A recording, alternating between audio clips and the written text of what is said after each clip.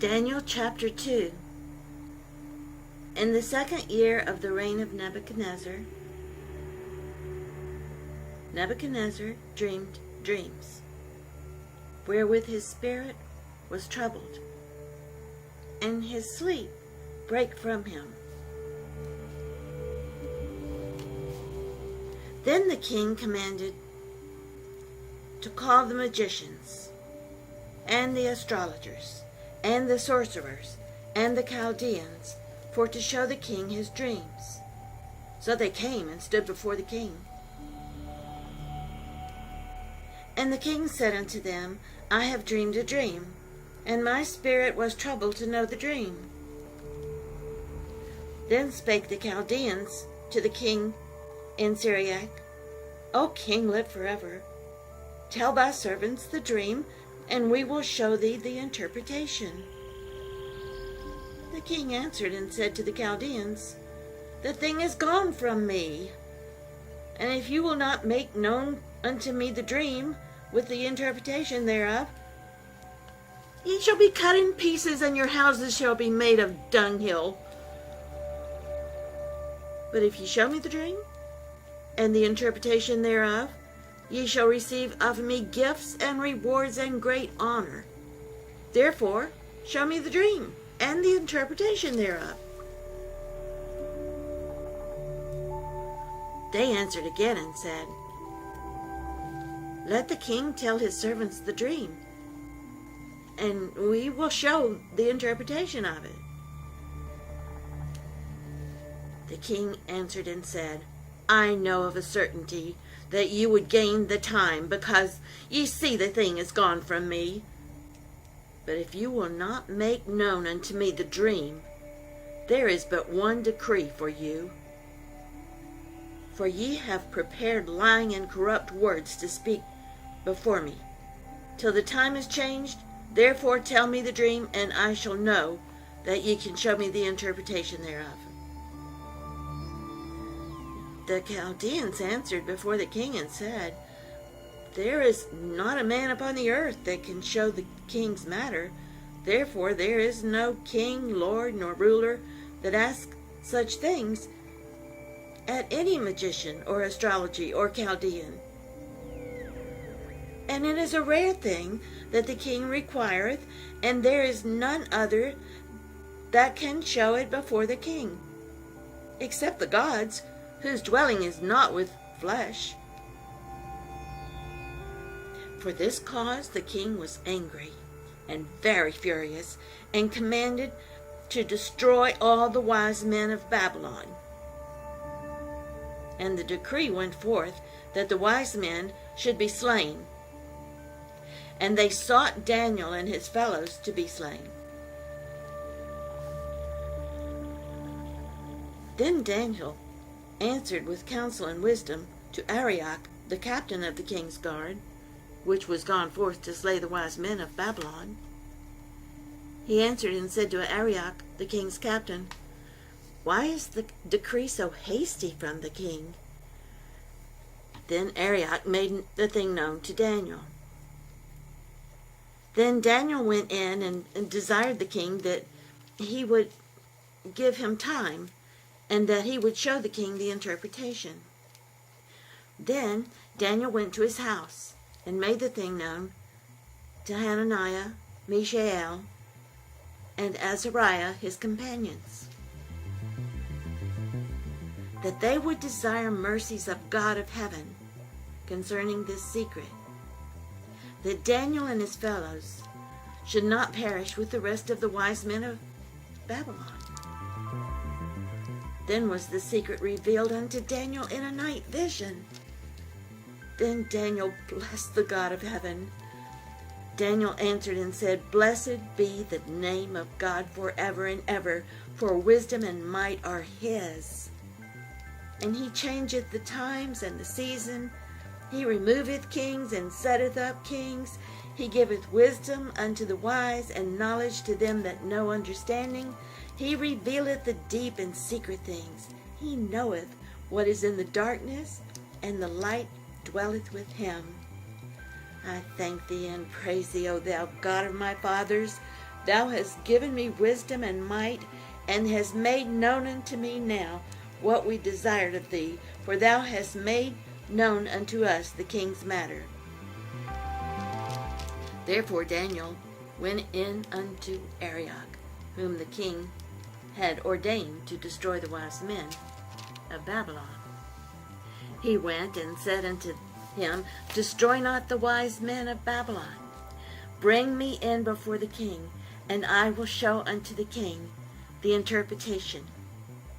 Then Arioch brought in Daniel before the king in haste, and said thus unto him, I have found a man of the captives of Judah that will make known unto the king the interpretation. The king answered and said to Daniel, whose name was Belteshazzar, Art thou able to make known unto me the dream which I have seen, and the interpretation thereof? Daniel answered in the presence of the king, and said, The secret which the king hath demanded cannot the wise men, the astrologers, the magicians, the soothsayers show unto the king. But there is a God in heaven that revealeth secrets, and maketh known to the king Nebuchadnezzar what shall be in the latter days. Thy dream and the visions of thy head upon thy bed are these. As for thee, O king, thy thoughts came into my mind, thy mind upon thy bed, what should come to pass hereafter. And he that revealeth secrets maketh known to thee what shall come to pass. But as for me, this secret is not revealed to me for any wisdom that I have more than any living, but for their sakes, and shall make known the interpretation to the king, that thou mightest know the thoughts of thy heart. Thou, O king, sawest and behold a great image. This great image, whose brightness was excellent, stood before thee, and the form thereof was terrible. This image's head was of fine gold, his breast and his arms of silver, his belly and his thighs of brass, his legs of iron, his feet part of iron and part of clay. Thou sawest till that a stone was cut out without hands, which smote the image upon his feet, that were of iron and clay, and brake them to pieces. Then was the iron and clay, the brass, the silver, and the gold broken to pieces together, and became like a chaff of the summer threshing floors. And the wind carried them away, that no place was found for them. And the stone that smote the image became a great mountain, and filled the whole earth. This is the dream, and we will tell the interpretation thereof before the king. Thou, O king, art a king of kings, for the God of heaven hath given thee a kingdom, power, and strength, and glory. And wheresoever the children of men dwell, the beasts of the field and the fowls of heaven hath he given into thine hand, and hath made thee ruler over them all. Thou art his head of gold. And after thee shall arise another kingdom inferior to thee, and another third kingdom of brass, which shall rule over all the earth. And the fourth kingdom shall be strong as iron, for as much as iron breaketh into pieces and subdueth all things. And as the iron that breaketh all these, shall it break in pieces and bruise.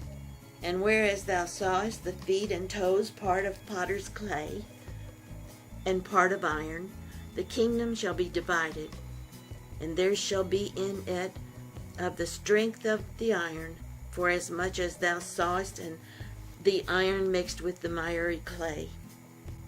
And as the toes of the feet were part of iron and part of clay, so the kingdom shall be partly strong and partly broken. And whereas thou sawest iron mixed with miry clay, they shall mingle themselves with the seed of men, but they shall not cleave one to another, even as iron is not mixed with clay. And in the days of these kings shall the God of heaven set up a kingdom which shall never be destroyed, and the kingdom shall not be left to other people, but it shall break in pieces and consume all these kingdoms, and it shall stand forever. For as much as thou sawest that the stone was cut out of the mountain without hands, and that it brake in pieces the iron, the brass, the clay, and the silver, and the gold, the great God hath made known to the king what shall come to pass hereafter. And the dream is certain, and the interpretation thereof sure. Then the king Nebuchadnezzar fell upon his face and worshipped Daniel, and commanded that they should offer an oblation and sweet odors unto him.